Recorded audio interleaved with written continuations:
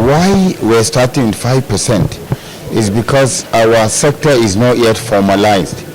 Unlike in the petroleum sector where you can actually adjudge what profits are, and it's 3% of operational capital from the previous year, we do not have a sector that right now is formalized. So as much as possible, we have to put a figure so that based on the informal nature of what has been extracted, it's easier to determine what 5% is. But it's a public hearing. Nigerians would come and give their position.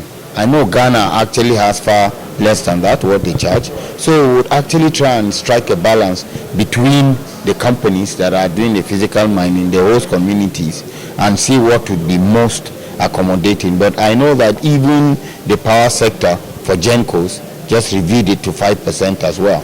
Host communities is 3%. So we would be able to get a balance. But the most important thing is that the host communities, those that God have endowed with these materials, should get the full benefit for these materials, because they are the ones that are going to pay the price at the end of the day.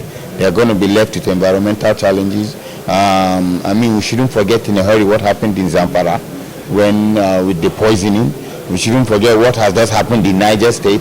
As I said, there are 50 people are already dead, and there's no gainsaying that. We know most of them will definitely be indigenous of the host community. So these are things we must take into cognizance. We are following very closely the various reform engagements in the sector, and that is why we will be available at the public hearing. NEITI has a view, we have a position. Most of those, our view and position has always been to wear whatever reform that is coming on the scale of transparency and accountability, and find how that suits nationally and globally.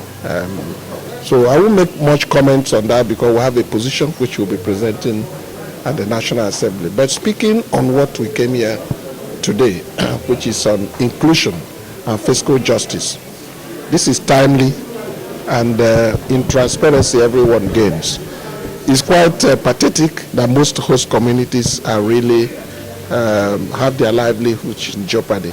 Good afternoon, good day Nigerians. My name is Victor Morocco, Chairman Fiscal Responsibility Commission.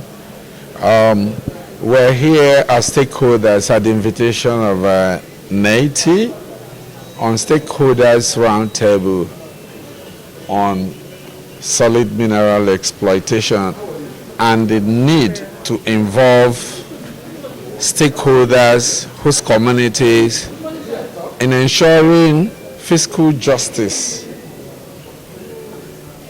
From fiscal responsibility perspective, like you heard me speak, we're happy to be here. Like I've earlier said, the world is moving towards solid mineral. Oil is gradually winding up. Like I said earlier, oil is going, it will soon be gone. What we have now is solid mineral. So this is the right time for us to sit down and really set the right laws, the right template.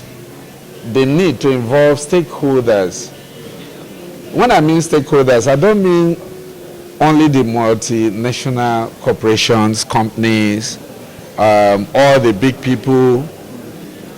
We are talking about inclusiveness, particularly the host communities, which will suffer the environmental impact of the exploitation. You would have noticed that the theme is enhancing inclusiveness and addressing inequalities. And you must agree with me that in that sector, the mining sector, these are burning issues, the issues of non-inclusiveness and inequality.